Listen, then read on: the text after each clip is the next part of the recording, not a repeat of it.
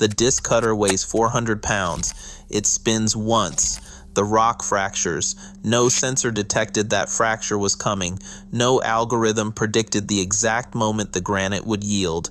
The operator in the control cabin felt it, a microsecond hesitation in the cutter head torque, a vibration pattern his bones had learned to read over 12 years underground. Last month, Chinese engineers announced a system that can do what this operator does: read the rock, predict the hazard, and adjust the thrust. According to state media reports, it achieved 90% accuracy in autonomous decisions. The algorithm learned from decades of human choices recorded in sensor logs. The question is whether it learned enough to replace the humans who made those choices. This machine is 300 feet long. It weighs 450 tons. It grinds through bedrock 500 feet beneath the streets of New York, advancing 80 feet per day through stone that has not shifted in 450 million years. The operator adjusts the thrust by 2%. He does not know why. He knows only that the rock ahead is about to change. He is right. The cutter head rotates at 6 revolutions per minute. Each disc, 27 of them arranged in concentric spirals, presses into the face with 40,000 pounds of force. The rock does not shatter, it spalls. Chips fracture along crystalline planes and fall into the muck chamber, where scoop buckets catch them and feed them onto a conveyor belt that stretches the full length of the machine. The sound is not a drill, it is a grinding, low and continuous, the frequency of a subway car taking a curve, but deeper. The operator watches the torque gauge. It ticks upward. The vibration changes pitch. He waits. The tunnel boring machine, the TBM, is perhaps the most consequential piece of heavy equipment no one thinks about. If you live in a city with a subway, you owe your commute to one. If you drink clean water, one delivered the pipe it flows through. The Lincoln Tunnel, the Channel Tunnel, the aqueducts beneath Tokyo, all were carved by these mechanical serpents that devour the earth and leave infrastructure in their wake. And until this year, they required something computers could not provide: the human ability to read rock that no one had ever seen. The workers who operate these machines in New York call themselves sandhogs, a name dating to the 1870s, when laborers dug through the sandy bottom of the East River to anchor the Brooklyn Bridge. Their union, Local 147, has built every water tunnel, every subway tunnel, every vehicular tunnel beneath the city. The tradition runs through bloodlines. 4 generations of families have worked on a single project, New York City Water Tunnel Number 3, which began construction in 1970 and continues today. 24 people have died building that tunnel. The old sandhog saying goes a man a mile, though precise mortality records from earlier eras do not exist. What does exist is institutional memory, the knowledge that this work kills, that the earth does not yield without cost, that the expertise required to survive underground cannot be taught in a classroom. The first modern TBM was built in 1952 by a mining engineer named James Robbins. He had been contracted to bore tunnels at the Oahe Dam in South Dakota through weak Pierre Shale. His prototype used drag bits, metal spikes, alongside disc cutters, rolling blades that pressed into the rock until it fractured. The machine worked. But Robbins noticed something strange. The drag bits kept breaking, so he removed them. The machine drilled faster. No engineering model had predicted this. The disc cutters alone, rolling wheels of hardened steel, could simultaneously cut grooves and fracture the rock into those grooves. The entire theory of rock excavation had to be rewritten because a man in South Dakota decided to try something and see what happened. This is tacit knowledge, knowledge that cannot be written down, only embodied through experience. James Robbins would die in a plane crash 6 years later. His son, Dick Robbins, continued the work. By the 1960s, Robbins' machines were boring tunnels through rock that engineers had said was impossible. In 1961, in Tasmania, the company introduced floating grippers that could steer through shifting formations. In 1963, in Pakistan, they built the largest TBM the world had yet seen, 11 meters in diameter. In 1964, in France, they invented the pressurized face machine that became the ancestor of every earth pressure balance TBM operating today. Each project revealed new secrets about the interaction between machine and earth, secrets that existed only in the hands and eyes of the men who operated them.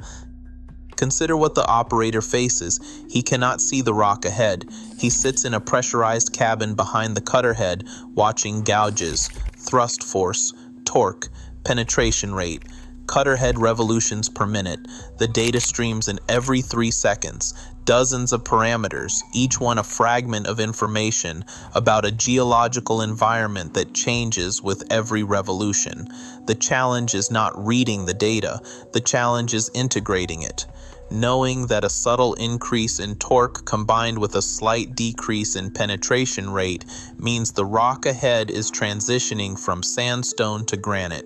Knowing that a particular vibration pattern, one that does not appear on any gauge, means a disc cutter bearing is about to fail. Knowing that if you do not reduce thrust immediately, that failed bearing will flatten the disc at the face, and the ensuing domino effect will destroy every cutter on the head in minutes. This cannot be taught in a classroom. The industry calls it on-the-job training, but that phrase understates the reality.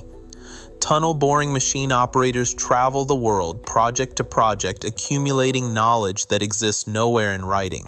One project in Toronto, another in Hong Kong, a third in the Norwegian fjords, each geology different, each rock mass a new teacher. The sandhogs accepted the danger not because they were reckless, but because they understood something the rest of the city did not, that civilization depends on work no one wants to see, performed by people whose expertise resists automation. The algorithm promised to change that.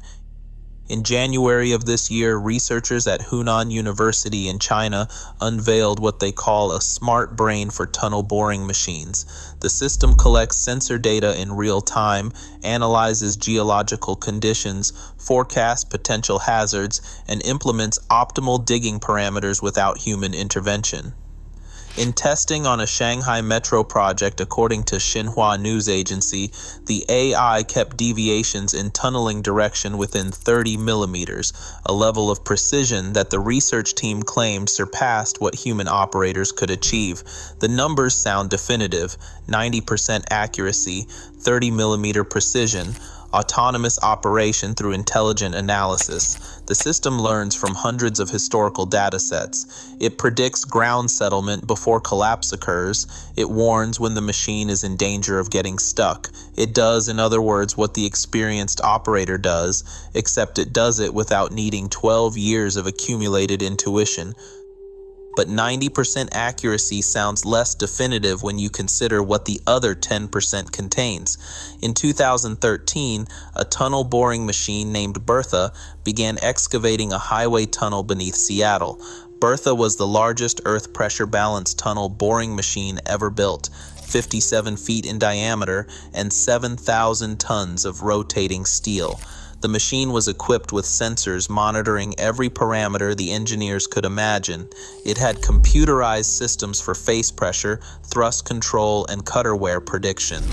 On December 6, 2013, Bertha stopped. The cutter head had struck something the sensors had not predicted and the geological surveys had not mapped. It was a steel pipe, 8 inches in diameter, left in the ground from a water well drilled in the 1990s. The pipe was not in any database. No algorithm could have known it was there. The recovery took 2 years. Engineers sank a rescue shaft, lifted the cutter head to the surface, and replaced the damaged components. The cost exceeded hundreds of millions of dollars. The tunnel, scheduled to open in 2015, did not carry traffic until 2019. This is what the 10% contains. not routine variations in rock strength that the algorithm can interpolate, not gradual transitions between geological formations that match the training data. The 10% is the anomaly, the unmarked obstruction, the uncharted fault zone, the groundwater pocket that appears without warning and floods the chamber before the pressure sensors can respond. The experienced tunnel boring machine operator has encountered anomalies. Not this specific anomaly, no one has encountered every possible failure, but anomalies in general. He has felt the machine behave in ways that did not match the gauges. He has learned, through years of accumulated wrong guesses and near misses, to distrust the data when his instincts say otherwise. This education cannot be uploaded. It exists only in the nervous systems of people who have spent decades underground. The AI knows only what it has been shown. It can recognize patterns from the historical record with superhuman precision, but when the pattern breaks, when the rock ahead is not like any rock in the training set, the algorithm does not have instincts. It has parameters, and parameters do not know when they are wrong. The Chinese researchers acknowledge this in the careful language of academic papers. The model struggles to adapt to abrupt changes not encountered during training. It cannot capture every nuanced decision-making pattern. What they do not say is whose patterns were captured and what happens when the people who made them are gone. China has become the dominant manufacturer of tunnel boring machines, the largest producer by volume in the world. The Robbins Company, the firm founded by James Robbins in 1952, had its assets purchased in 2021 by a new entity called Global TBM Company. The industry's center of gravity has shifted. Where American engineers once pioneered the disc cutter and the earth pressure balance machine, Chinese engineers now pioneer autonomous operation and AI-driven geological prediction. The technology belongs to no single nation, but the tacit knowledge, the embodied understanding of rock and machine that cannot be written down, belongs to the people who carry it. Those people are aging. The operators who remember the earliest Robbins machines, who learned to read geology before computerized sensors existed, are reaching the end of their careers. Their knowledge will not transfer automatically to the next generation because the next generation is being trained on machines that do the reading for them. Seattle's tunnel was completed. But the 2 years Bertha spent motionless beneath the city remain a reminder that underground construction is, at its core, an encounter with the unknown. The question facing the industry is not whether AI can match human performance on familiar ground. The question is, who will be left to handle the unfamiliar when the humans who knew how are gone? The disc cutter spins. The rock fractures. Somewhere in the data stream, a pattern emerges that the algorithm recognizes. It adjusts the thrust. The tunnel advances. But 50 years from now, when that algorithm encounters something it does not recognize, there may be no one left who remembers how to read the rock by feel. The machine drills on. The knowledge drills out.